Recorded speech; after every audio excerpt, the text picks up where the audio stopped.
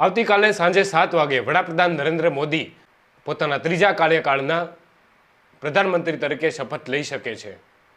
વડાપ્રધાન નરેન્દ્ર મોદીની સાથે કેબિનેટ મંત્રીઓ અને રાજ્યકક્ષાના મંત્રીઓ પણ શપથવિધિ લેશે.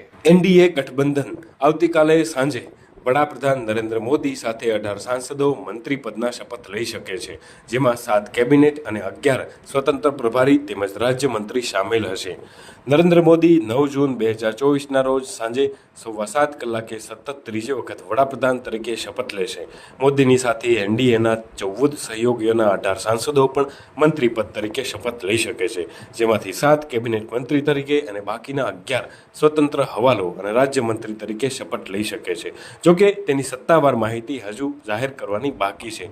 માનવામાં એવું પણ આવી રહ્યું છે કે 3 ડઝનથી વધુ સાંસદો મંત્રી તરીકે શપથ લઈ શકે છે. ટીડીપી અને જેડીયુમાંથી 2, શિવસેનામાંથી 1 કેબિનેટ મંત્રી બની શકે છે. સૂત્રોનું એવું પણ કહેવું છે કે આ સિવાય એનસીપી, એલજેપી અને જેડીએસના કોટાના કેબિનેટ મંત્રીઓ પણ શપથ લઈ શકે છે. ટીડીપીના એક સાંસદે મીડિયા સમક્ષ જણાવ્યું હતું કે કઈ પાર્ટીમાંથી કેટલા મંત્રીઓ બનાવવામાં આવશે તેની કોઈ ફોર્મ્યુલા નક્કી થઈ ચૂકી છે. આ અંગે કોઈ પણ પ્રકારની જાહેર ચર્ચાની જરૂર નથી. બધા સહમત છે કે પીએમ તેમને જે જવાબદારી આપશે તેઓ નિભાવશે.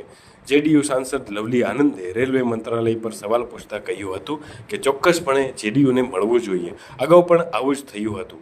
જેડીયુના સાંસદોએ પણ બિહારને વિશેષ રાજ્યનો દરજ્જો આપવાની વાત ફરીથી કરી છે. રાષ્ટ્રપતિએ નરેન્દ્ર મોદીને ત્રીજી વખત સરકાર બનાવવાનું આમંત્રણ આપ્યું. આ પહેલા 7 જૂનને શુક્રવારના રોજ વડાપ્રધાન નરેન્દ્ર મોદી સતત ત્રીજી વખત એનડીએના નેતા તરીકે ચૂંટાયા હતા. જૂના સાંસદ ભવનના સેન્ટ્રલ હોલમાં એનડીએ સંસદીય દળની બેઠક યોજાઈ હતી, જેમાં સવારે 11 વાગે એનડીએના તમામ 293 લોકસભા સાંસદો, રાજ્યસભાના સાંસદો અને તમામ રાજ્યના મુખ્યમંત્રીઓ અને નાયબ મુખ્યમંત્રીઓ હાજર રહ્યા હતા.